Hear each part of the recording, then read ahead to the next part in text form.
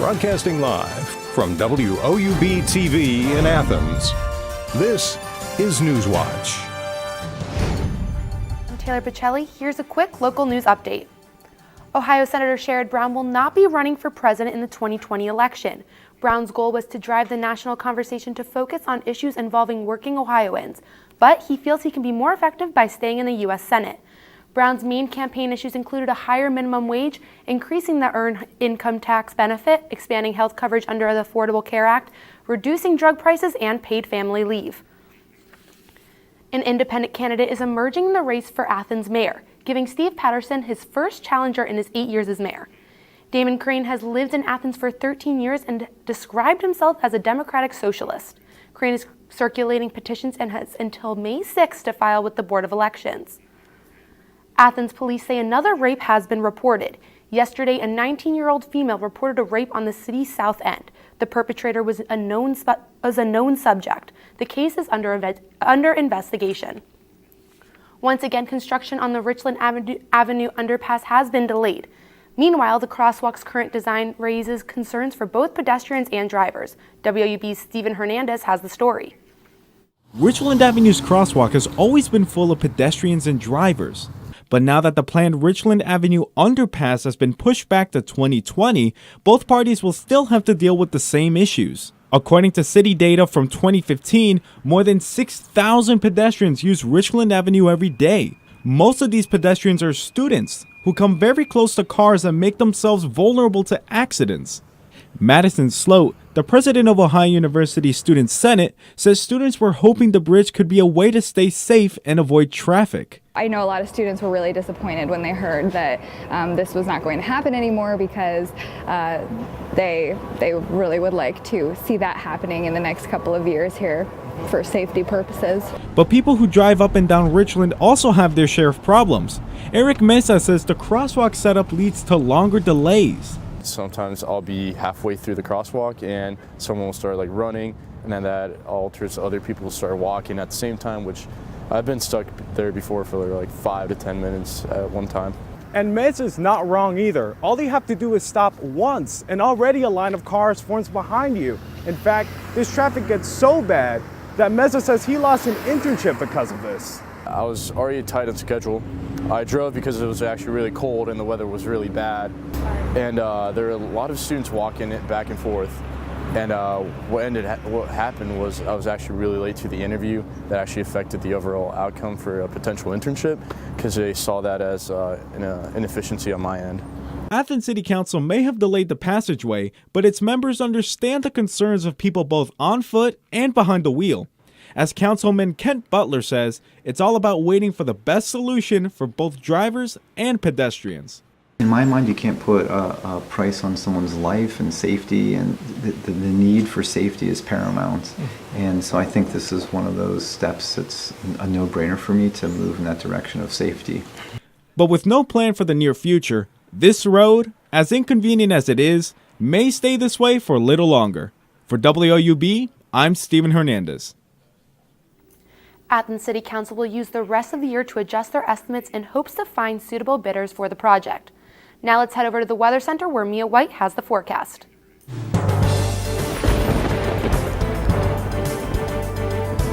Hello everyone and welcome back to Newswatch Weather Center. I'm forecaster Mia White and right now it is only 33 degrees out in Athens, which is kind of chilly but not too bad for the March month. The humidity is at 52% with the pressure at 32 inches and winds northwest 0 to 5 miles per hour.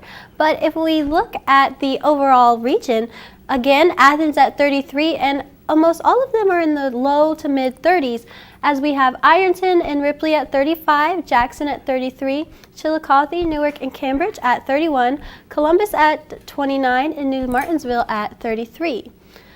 So as we see moving forward, there are some rainy days ahead, but it will be a nice start to next week. And then warmer temperatures are coming, thank goodness. But right now it's only 33 degrees, as I said before. And at 8 p.m. we can expect a cloudy evening with 30 degrees. And at 10 p.m. it'll be 29 degrees, so only only going down by 1 degree, and the clouds will start to move out for a clear evening. And at 12 a.m. we can see 27 degrees with the humidity at 71%. So if we look for tonight's lows, we see Athens goes down to 26 degrees, and the rest are in about the same area, 26, 25, 24. Ironton and Ripley at 29, and Jackson at 27.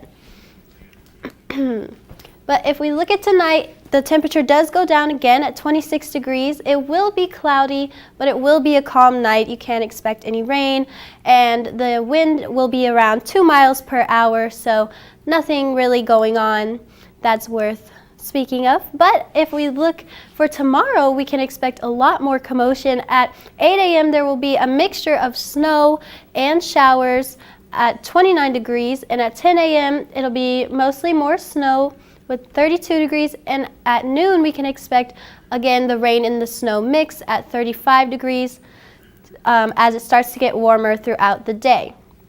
But if we take a look at tomorrow, it will be a little bit more warm than it was today at 39 degrees with rain and snow, so warming up a bit compared to yesterday.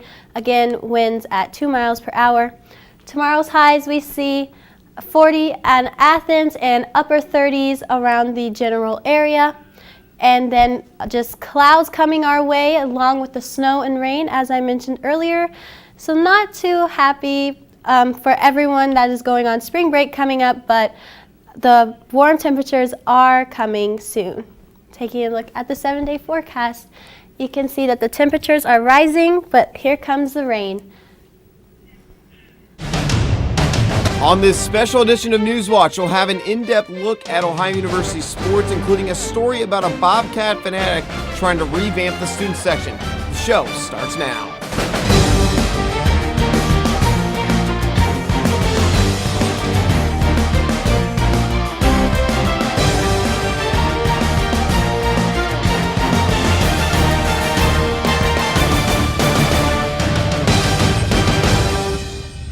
Almost postseason time for Ohio winter sports teams. Good evening. I'm Thomas Garvick. Thanks for joining us today. We'll get to see how two wrestlers unexpectedly ended up at Ohio, plus a hometown hero plays for the last time on the court in Athens, and how the football team is training for next season after losing most of its roster.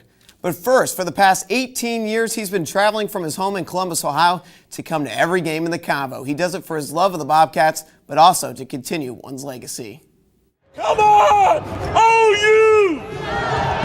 Students on campus call him Roundbelly, but his name is Norm Emmett, and he's the heartbeat of the Ohio Bobcats. Why do you make that 90-minute drive every single home game to come to the Combo? Of course, I have the spirit of Danny Lowe in me, who's called D-Lowe. Danny Lowe, known as D-Lowe, led the Ozone during his time in Athens, but tragically died in the Combo in 2000. His spirit, though, lives on in Emmett's. Here we are 18 years later. D-Lo passed away, but I'm carrying on his spirit. But since then, Emmett's has seen thousands of fans disappear. We're trying to get this back going, so I think we'll get it back. Not so sure if it'll be like when it used to, but it'll be better. It all starts with Row 1, Seat 1, a plaque that has Danny's name on it in remembrance. Not one person has sat there since Lowe passed. The plaque is a symbol of hope that Emmett's hangs on to. As long as we can keep his name, his plaque here in Row 1, Seat 1 there, keep his memory going here in the Ozone, we got a chance for student spirit and renewal. Renewal that gives Emmett's the strength to be the loudest guy in the Convo. Norm, you're 70 years old, but you've got the passion, the energy, and the heart of a 10-year-old. I mean, where does that come from? I don't really take myself that serious, but I am serious about Ohio University sports. Let's cheer tonight! Something Emmett's hopes to pass on to every single student in Athens. For WOUB, Thomas Garvey. On Friday, Doug Taylor and Gavin Block will play their final game in the Convocation Center. As their senior day approaches, both players took time to reminisce over their careers in Athens and discuss their plans moving forward. Brandon Monty has the story. Seniors Doug Taylor and Gavin Block have both enjoyed successful careers as members of the Ohio men's basketball team. And as their 10 years as Bobcats come to a close, they both took the time to reflect on some of their favorite moments in the green and white. Beating Akron with Jerron Simmons and Jason Carter in his freshman stage, Jordan Dardis, that atmosphere and that energy, I'll carry that with me forever. Probably the Ball State game was probably that for me this year. You know, hitting a big shot late, definitely something that's going to stick with me forever. But you know, I wouldn't have been in that position without my teammates. So I'm just thankful for the opportunity more than anything. While their favorite moments were different, one thing they agreed on was that their college careers have flown by.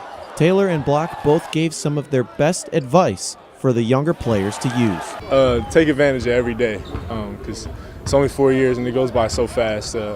Make sure every day that you come out here, you make sure you work your hardest to get as good as you possibly can in this little 4-year window. But stay professional, stay consistent with your exercises, with your diet, and just stay focused on why you're here. Stay focused on class and stay focused on basketball, and everything else is just a distraction. Yeah, just leave it all out on the floor. You know, these 4 years fly by so fast, and I was actually just talking to the coaches the other day. You know, I remember my first day on campus like it was yesterday. So time flies. You know, don't have any regrets, and just play hard. As far as their future plans go, basketball will continue to be a big part of both of their lives. Hopefully professional overseas, and then after that season's over, look for something I can do with my degree, some philanthropy or something, but mainly basketball professionally. I'm definitely going to go to grad school somewhere, try to become a GA and go on the coaching route. So that's the plan. I'm not sure where yet. I've got hopefully some options here in the next couple of weeks, so we'll see. Taylor and Block's final game in the Convo will be this Friday, March 8th, when they celebrate Senior Day against in-state rival Miami, Ohio. For WOUB Bobcat Showcase, I'm Brandon Monty. Taylor and Block will look to end the season on a high note and get revenge on the Redhawks. And coming up next, the Ohio women's basketball coach breaks a record of his own during an emotional week. That story and more when Newswatch returns.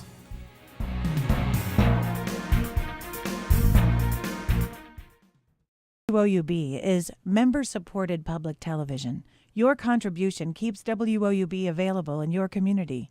Become a member with a gift of $60 or more for access to stream more than 1,000 of your favorite PBS programs through WOUB Passport. Programs like Nature, Sherlock, and all episodes of Downton Abbey and Victoria. Pledge now at WOUB.org. And thank you. This is a box that showed you a world beyond your own. It was just a box, but the world has changed, and so have we. And now the box can be almost any size or shape. And you decide what you want to explore. Anytime, any place. Break out of the box with PBS. Welcome in, Hardwood fans. Now, as you know, we've already aired our season finale where you see all these great people behind me who made our all-hero and all-future teams. But that doesn't mean our coverage stops. There are still a lot of teams in the playoffs and games left to be played. So if you want to stay up to date with all that and all the other TVC action, then go follow our social media. Like us on Facebook, add us on Snapchat, and follow us on Twitter. And always remember to be heroic.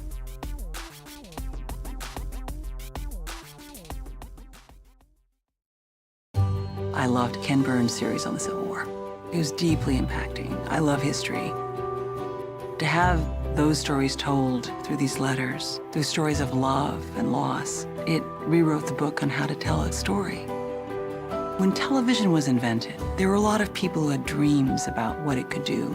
I think PBS still aspires for and often succeeds at reaching the highest ideals of what television could be.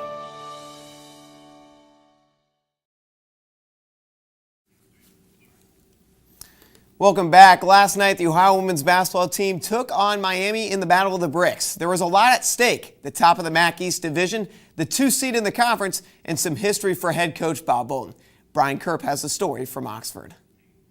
It was a roller coaster ride Wednesday night, but at the end, the Ohio women's basketball team came away with a win against their rivals, the Miami Redhawks. I'm Brian Kerp at WRUB's Bobcat Sports Showcase, and here in Millett Hall, Bob Bolton made history. 6 seasons, 185 games, and 124 wins. Bob Bolton is now the winningest coach in Ohio women's basketball history. I think that's a personal milestone. for my staff. So it really is a big family, so to speak, and it was special. That's a great accomplishment, and he can't do that without us, and we can't do it without him. So we all have a reason we play. Bolden was coaching this game with a heavy heart. Him and his family were mourning the loss of his grandfather, who was laid to rest earlier that day. It was hard. It's been a tough couple of days, but sometimes I think it's something that my family, my grandpa specifically, but my family will be very proud of. Bolden has built the program from the ground up, and now his team has a chance to once again be at the top of the MAC. I knew this team was talented. I didn't know if we could put it all together, we're really, really close to putting it all together, and so that's exciting. For WOUB, I'm Brian Kirk. Wednesday was certainly memorable for Bolden and Ohio. This Ohio women's basketball season has been special for many reasons, one of them being the senior season of hometown hero Dominique Dosick. Michael Roth has the story of her final moments playing in Athens. Dominique Dosick has been getting buckets in Athens for her entire life, but this Saturday will be the final time she steps on the floor in her hometown. And I'm trying not to think of it because I know I'm going to get emotional if I do, but I'm trying to enjoy every last moment with my teammates. Dosick has been well known in the Athens community ever since her high school days. She was even named to the Hardwood Heroes All-Hero team. The top of the list for the girls All-Hero team, Nathan, is Lady Bulldog Dominique Dosick. Only a sophomore, she broke her school's single points per game record and led her squad to a district championship. While her high school career was impressive, she continued that success on the floor at the collegiate level. Now as a senior, Dominique is scoring 11 points per game, starting for one of the top teams in the MAC. Support for Dom has always been there from her community, but in the last run, it's been increased. And this community means a lot. I know we've had a lot of community support, and I've felt a lot of support and a lot of people reaching out. Obviously, a lot this year, being that I'm a senior. They're all like, I can't believe you're graduating. Like, this is crazy. Dominique is now helping lead an Ohio Bobcats team that has already eclipsed the 20-win plateau. They will be looking to go back to the NCAA tournament for the first time since the 2014-15 season. After college, Dominique will be a GA coaching at Valparaiso, something she already has experience in. My sophomore summer, I actually coached an AAU team, and I talked a lot with Coach Bob and Coach Mary specifically about just different stuff that I should work with them. It was an 7th grade going into 8th grade group. This will be her first time living outside the Athens area, but the community will always be supporting her wherever she goes. For Bobcat Showcase, I'm Michael Roth. Dosick will be celebrating Senior Day against Bowling Green on Saturday. Coming up, Bolden and the Ohio women's basketball team aren't the only ones with a new record. Ohio hockey has its own new record holder. That story next on the special edition of Newswatch, Bobcat Sports Showcase.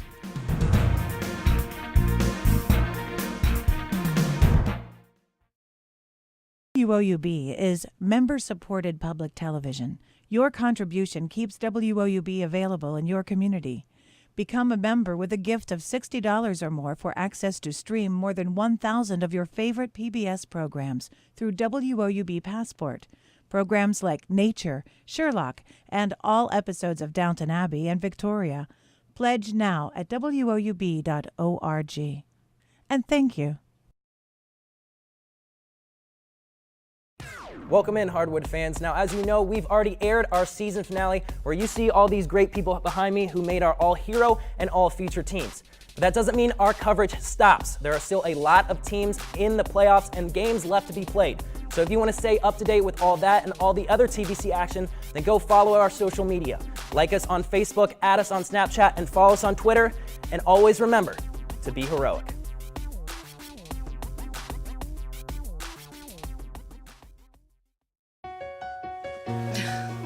What are you doing? Possibilities. Your day is filled with them. Reach up, energy in the fingertips, collapse. TV, play Downton Abbey. And PBS helps everyone discover theirs.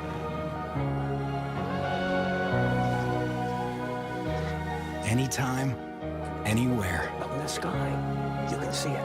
PBS, we're with you for life. PBS had a special on Pearl Harbor, and once Landon started watching the show about the Arizona, he completely became fascinated. That's Donald Stratton, and that's me. And then his Christmas wish this year was to meet Donald Stratton, one of the survivors from the Arizona. So good to see you, buddy. Everything that Landon has learned from PBS, it's immeasurable. This is for you. Thank you, big guy. He is living proof of the effect that PBS has had on his life. Mac School cut its program last year, leaving some wrestlers without a team. Rachel Cherry talks with two of the wrestlers who found a new home in Athens. Two Bobcats on the wrestling team had an unusual path to Ohio. It was a shock because it was just so sudden. Both Zach Carson and Derek Hillman were on the Eastern Michigan wrestling team when the program was cut last year. I mean, it was devastating to pretty much all of us because it was so unexpected. So our head coach, Dave Boyard, he was telling us just to that we were going to try and get the team back, but you guys got to look out for yourselves and kind of just see what's out there for you. They were well into their college careers, but had to make a quick decision. And I had one of my good friends used to be on the team here, so I contacted him and ended up contacting Coach Greenley. You know, Zach being here, he and Greenley had talked about it because I was starting to get the itch to wrestle again, and here I am.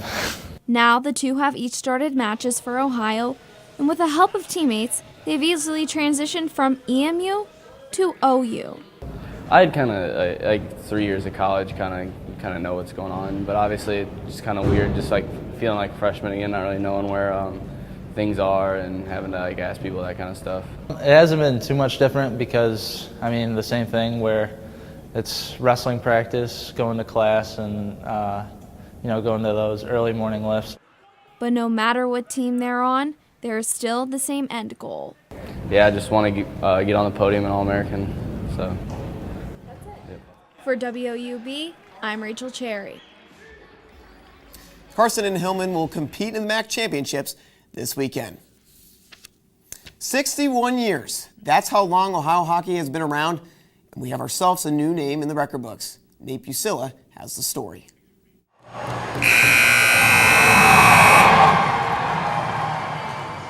Raise your hands, Jimmy Thomas. You've made history.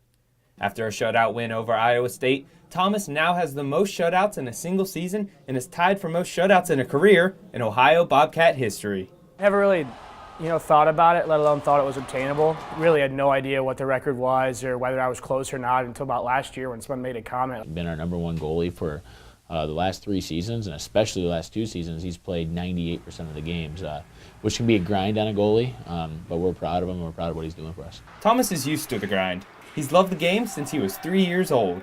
My father was from Columbus, and he had season tickets to the Blue Jackets, and he got me a hockey stick when I was younger. I was playing in my basement every single day. I was shooting cans, shooting bottles, whatever I could get my hands on. But that basement hockey rink wouldn't last forever. And then when I was about, 7 or 8, my dad finished the basement, and I actually didn't talk to him for like a week because I was so mad that he ruined my hockey rink.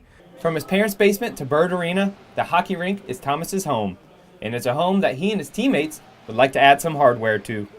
It's definitely something cool, that you can have your name in a book that's been around for so long. It's not my #1 goal is to, break records for this team. It's obviously to win championships. Coach Hogan's last year, so hopefully we can string together something special here at the end. Jimmy's fantastic. He's done a great job for us, and he still has a long career ahead of him. Has a real good chance to go out on top in a ton of statistical categories for Ohio hockey goalies, and hopefully one of them will be championships. For Bobcat Showcase, I'm Nate Busilla. Thomas will return next year as a senior with a chance to be in sole possession of the record. Coming up next on this Bobcat Sports Showcase special edition of Newswatch, it's not too early for one Ohio fall team to start preparing for its next season. We'll have a look at their practice right after the break.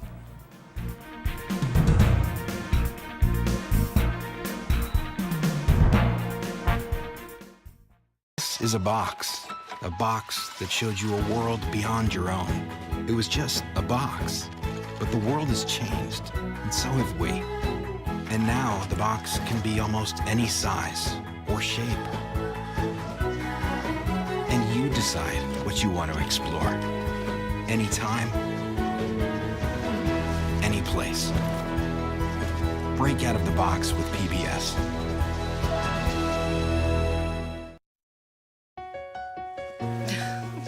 What are you doing? Possibilities. Your day is filled with them. Reach up. Energy in the fingertips. Collapse. TV, play Downton Abbey. And PBS helps everyone discover theirs.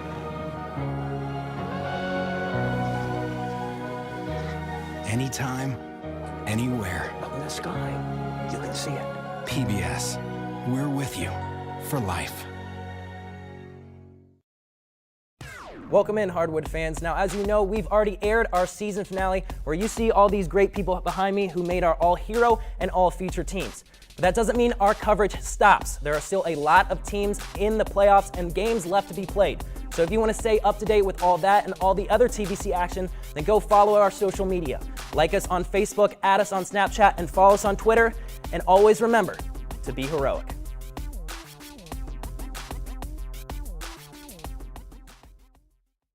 WOUB is member-supported public television. Your contribution keeps WOUB available in your community. Become a member with a gift of $60 or more for access to stream more than 1,000 of your favorite PBS programs through WOUB Passport. Programs like Nature, Sherlock, and all episodes of Downton Abbey and Victoria. Pledge now at woub.org. And thank you.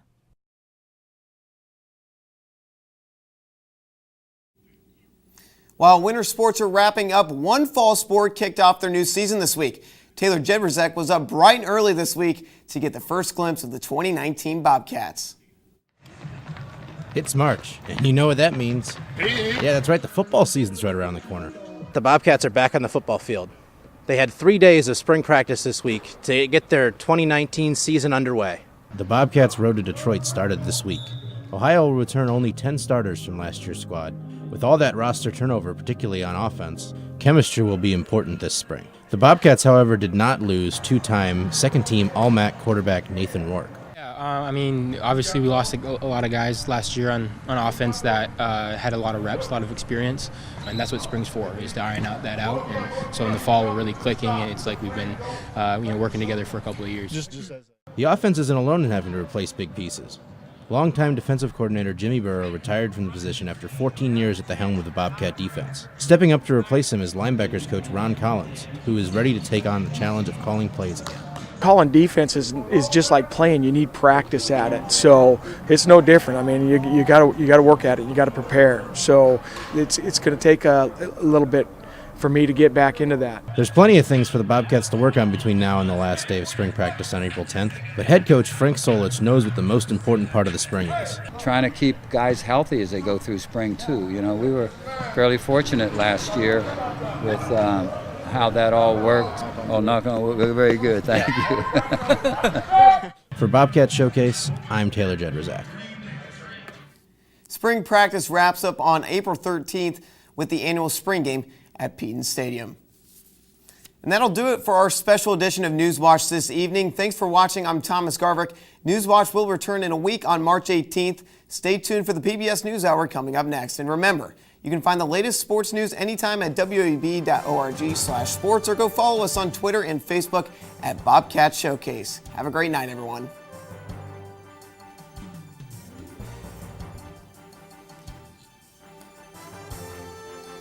Boom.